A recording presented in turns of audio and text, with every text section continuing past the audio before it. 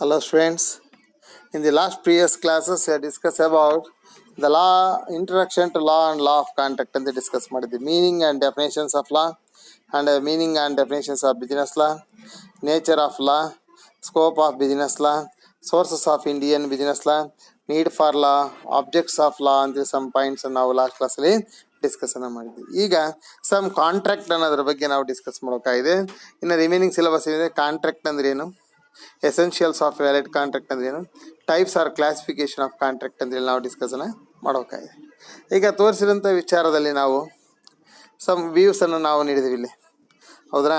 ಇಲ್ಲಿ ನೋಡ್ರಿ, ಎಲ್ಲರೂ ಅಬ್ಸರ್ವ್ ಮಾಡಿದ್ರೆ an agreement enforceable law is a contract ಅಂತ. What is the meaning of contract? Contract is an agreement which is enforceable by law is a contract ಅಂತ ಕರಿತೀವಿ. Contract is an agreement which is enforceable by law is a contract. So what is the meaning of an agreement? Agreement refers to an offer plus acceptance. Chart ಇದೆ ನೋಡ್ರಿ, ಎಲ್ಲ observe ಮಾಡ್ರಿ ಇಲ್ಲಿ ನೋಡ್ರಿ. An agreement enforceable law is a contract ಅಂತ ಹೇಳಿ. So ಇಲ್ಲಿ ನಾವು ಕಾಂಟ್ರಾಕ್ಟ್ ಅಂತಂದರೆ an agreement, contract is an agreement enforceable by law is a contract. ಒಪ್ಪಂದ ಅಥವಾ ಕರಾರು ಅಂತಂದರೆ, ಒಪ್ಪಂದ ಅಥವಾ ಕರಾರು ಅನ್ನೋದು ಒಂದು ಒಡಂಬಡಿಕೆ ಆಯಿತು, ಅದು ನ್ಯಾಯಯುತವಾಗಿ ಕಾನೂನಲ್ಲಿ ಜಾರಿಗೊಳಿಸಲು ಬಂದರೆ ಅದಕ್ಕೆ ನಾವು ಒಪ್ಪಂದ ಅಥವಾ ಕರಾರು ಅಂತೇಳಿ ಕರಿತೀವಿ.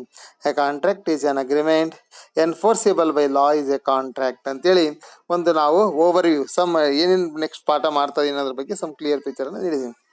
ಸಮ್ ಎಲಿಮೆಂಟ್ಸನ್ನು ಹೇಳ್ತಾನೆ. ಅಗ್ರಿಮೆಂಟ್ ಪ್ಲಸ್ ಲೀಗಲ್ ಆಬ್ಲಿಗೇಷನ್ಸ್ ಈ ಕಡೆ ಕಾಂಟ್ರಾಕ್ಟ್ ಅಂತ. ಸೊ ಎಲಿಮೆಂಟ್ಸ್ ಅಂದರೆ ಅಗ್ರಿಮೆಂಟ್ ಪ್ಲಸ್ ಲೀಗಲ್ ಆಬ್ಲಿಗೇಷನ್ ಸೇರಿದೆ, ನಾವು ಅದಕ್ಕೆ ಏನು ಕರಿತೀವಿ, ಕಾಂಟ್ರಾಕ್ಟ್ ಅಂತೇಳಿ ಕರಿತೀವಿ. ಅಗ್ರಿಮೆಂಟ್ ಅಂದ್ರೆ ಏನು? ಅಗ್ರಿಮೆಂಟ್ ಇಸ್ ಕೂಡ offer plus acceptance. One person has offer, the another person has accepted is called agreement ಅಂತ ಕರಿತೀವಿ. A has offered 500 articles at 10 rupees per articles. B has accepted, it is called agreement. A ಅನ್ನು ಹೇಳಿದ್ರೆ 500 articles ಅನ್ನು ನಾನು 10 rupees per article ನಂಗೆ ನೀನು ಕೊಡ್ತೀನಿ, ಮಾರಾಟ ಮಾಡ್ತೀನಿ ಅಂತ ಹೇಳಿದ್ರೆ ಬಿ ಅದಕ್ಕೆ ಅಕ್ಸೆಪ್ಟೆನ್ಸ್ ಮಾಡಿದ್ರೆ ಅದಕ್ಕೆ ಅಗ್ರಿಮೆಂಟ್ ಅಂತೇಳಿ ನಾವು ಕರಿತೀವಿ. Offer plus acceptance is equal to agreement ಅಂತೇಳಿ ನಾವು ಕರಿತೀವಿ. ಸೊ ಕಾಂಟ್ರಾಕ್ಟ್ ಅಂದ್ರೆ ಏನು? Contract is equal to agreement plus legal obligation ಅಥವಾ contract is equal to agreement plus enforceable by law is called contract ಅಂತೇಳಿ ನಾವು ಕರಿತೀವಿ. ಸಮ್ ಓವರಿನಲ್ಲಿ ನಾವು ಸ್ಟಡಿಯನ್ನು ಮಾಡೋಂಥದ್ದು. ಸಮ್ ಅದರ್ ಪಾಯಿಂಟ್ಸ್ ನೋಡ್ರಿ. All contracts are agreement but all agreements are not contract ಅಂತ ಕರಿತೇವೆ.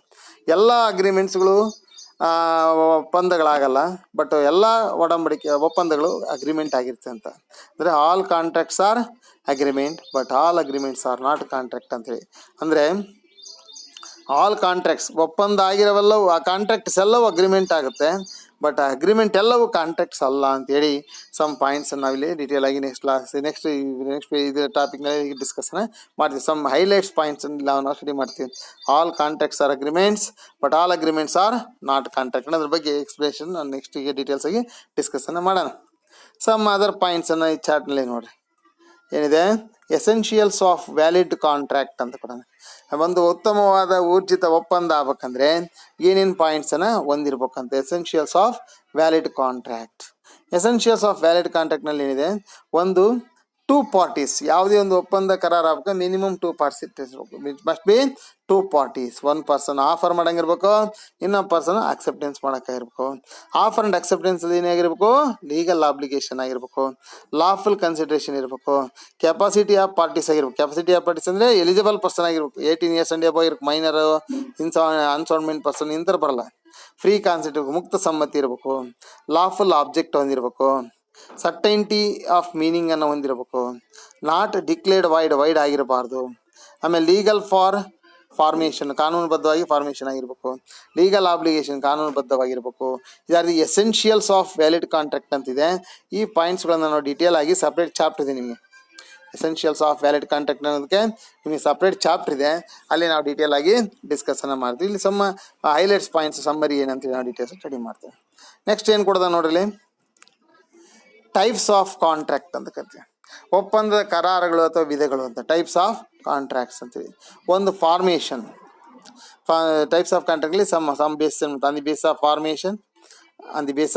ಫಾರ್ಮೇಷನ್, ಅದರಲ್ಲಿ express contract, implied contract, quasi contract. On the base of formation first ಪಾರ್ಟ್ನಲ್ಲಿ ಆನ್ ದಿ ಬೇಸ್ ಆಫ್ ಫಾರ್ಮೇಷನಲ್ಲಿ ಎಕ್ಸ್ಪ್ರೆಸ್ ಕಾಂಟ್ರಾಕ್ಟ್ ಅಂತ ಒಂದು, employed contract ಅಂತ ಒಂದು, ಇನ್ನೊಂದು ಕ್ವಾಸಿ ಕಾಂಟ್ರಾಕ್ಟ್ ಅಂತ ಕರಿತೀವಿ. So on the base of validity or enforceability ಮೇಲೆ, on the base of validity ಅಥವಾ ಎನ್ಫೋರ್ಸಿಬಲ್ ಮೇಲೆ ಕ್ಲಾಸಿಫಿಕೇಶನ್ ಮಾಡ್ತೀವಿ.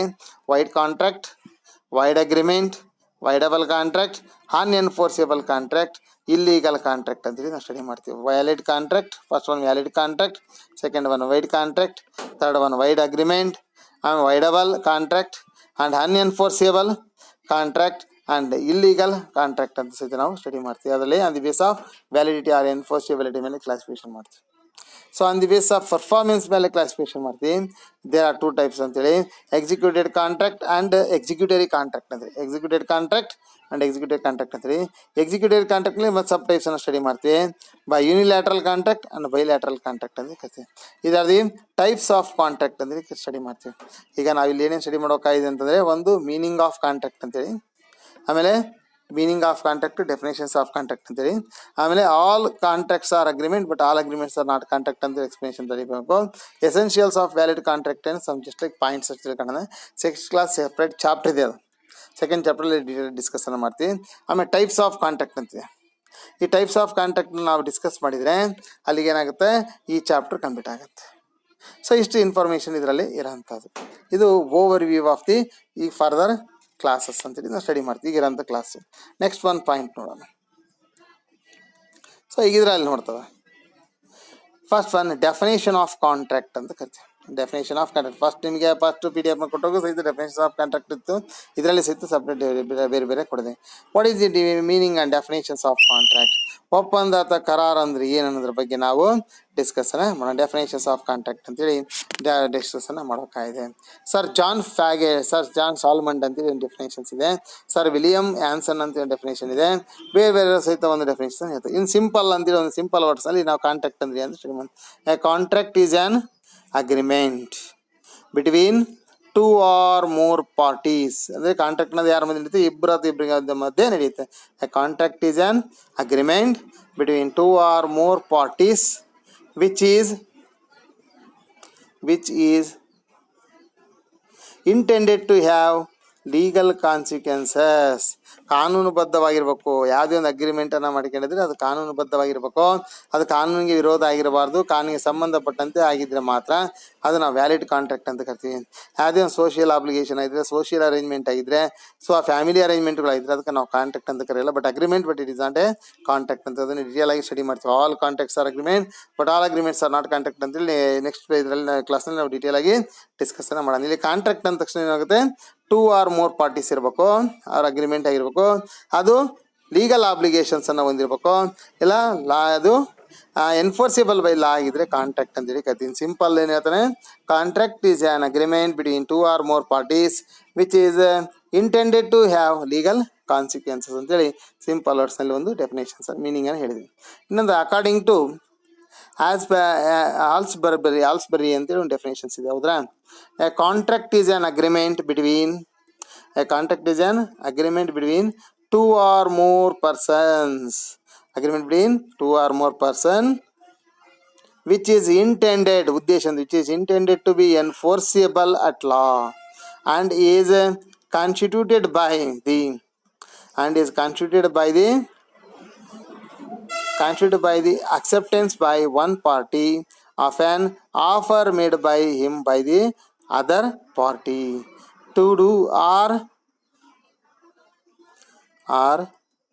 abstain from doing some act. So ಒಂದು ಡೆಫಿನೇಷನ್ಸ್ ಅಲ್ಲಿ ಹೇಳ್ತಾನೆ, ಅಕಾರ್ಡಿಂಗ್ ಟು ಆಲ್ಸ್ಬರಿ ಡೆಫಿನೇಷನ್ಸ್ ಅಲ್ಲಿ ಹೇಳ್ತಾನೆ, contract is an agreement between two or more persons which is intended to be enforceable at law and is constituted by the acceptance by one party and offer made by the other party to do or abstain from doing something act ಅಂತ ಹೇಳ್ತಾನೆ. ಅಂದರೆ contract is an agreement between two or more persons which is intended to be enforceable at law and in constituted by the acceptance by one party of an offered made by the other party to do or abstain from doing some action. ಅಂದರೆ contract ಅಂದ ತಕ್ಷಣ ಇಬ್ಬರು 2 parties ಬರ್ತಾರೆ. ಒಬ್ಬ party offer ಮಾಡ್ತಾನೆ, ಇನ್ನೊಬ್ಬ party acceptance ಮಾಡ್ತಾನೆ. ಯಾವಾಗ ಆಫರ್ ಮಾಡಿದ ಮೇಲೆ ಇವನು ಅಕ್ಸೆಪ್ಟೆನ್ಸ್ ಮಾಡಿದರೆ ಅದಕ್ಕೆ ಅಗ್ರಿಮೆಂಟ್ ಅಂತ ಕರಿತೀವಿ. ಅದು ಲಾಫುಲ್ ಆಬ್ಜೆಕ್ಟ್ ಆಗಿದ್ರೆ, ಅದು lawful legal objection legal obligations ಆಗಿದ್ರೆ, ಅಥವಾ ಎನ್ಫೋರ್ಸಬಲ್ ಬೈ ಲಾ ಆಗಿದ್ರೆ ಅದಕ್ಕೆ ನಾವು ಕಾಂಟ್ರಾಕ್ಟ್ ಅಂತ ಕರಿತೀವಿ ಅಂತೇಳಿ ಅದರಲ್ಲಿ ಹೇಳ್ತಾನೆ definition according to Halsbury definitions ಹೇಳ್ತಾನೆ. ನೆಕ್ಸ್ಟ್ ಒನ್ ಫ್ರೆಡ್ರಿಕ್ ಫೋಲಕ್ ಅಂತೇಳಿ ಒಂದು ಡೆಫಿನೇಷನ್ಸ್ ಇದೆ ನೋಡಿ. ಸರ್ ಫ್ರೆಡ್ರಿಕ್ ಫೋಲಕ್ ಅಂತೇಳಿ ಡೆಫಿನೇಷನ್ಸ್ ಇರ್ತಾನೆ.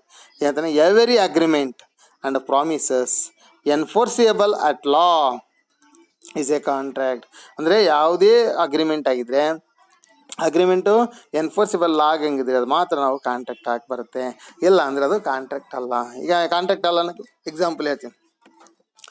Suppose if a person offers a dinner party at their friend is B, but he is not arranged the dinner party at a particular date and time. He offers dinner party to B on a particular date and time, but B has arrived.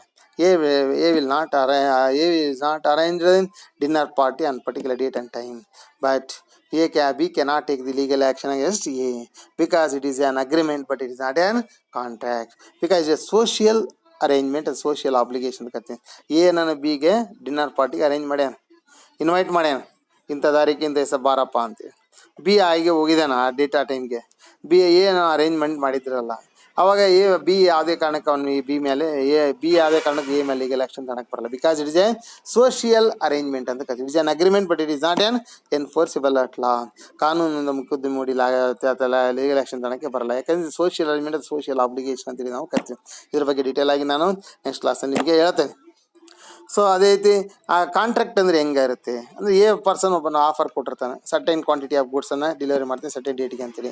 B accept ಅದಕ್ಕೆ ಮಾಡಿರ್ತಾನೆ, ಅದಕ್ಕೆ ನಾವು contract ಅಂತ ಕರಿತೀವಿ. ಇಂಥ ಡೇಟಿಂದ ಟೈಮಿಗೆ ಗೂಡ್ಸನ್ನು ಕೊಡ್ತೀನಪ್ಪ ಇಂಥ ಪ್ರೈಸ್ಗೆ ಅಂತ ಹೇಳ್ತಾನೆ. ಆ ಡೇಟಿಗೆ ಅವ್ನು ಡೆಲಿವರಿ ಕೊಡ್ತಾನೆ, ಆ ಡೇಟಿಗೆ ಅವ್ನು ಪೇಮೆಂಟನ್ನು ಮಾಡೋಕೆ, ಇನ್ನು ಡಿಫಾಲ್ಟ್ ಆದರೆ ಲೀಗಲ್ ಆಕ್ಷನ್ ತಗೊಳಕ್ಕೆ ಬರುತ್ತೆ.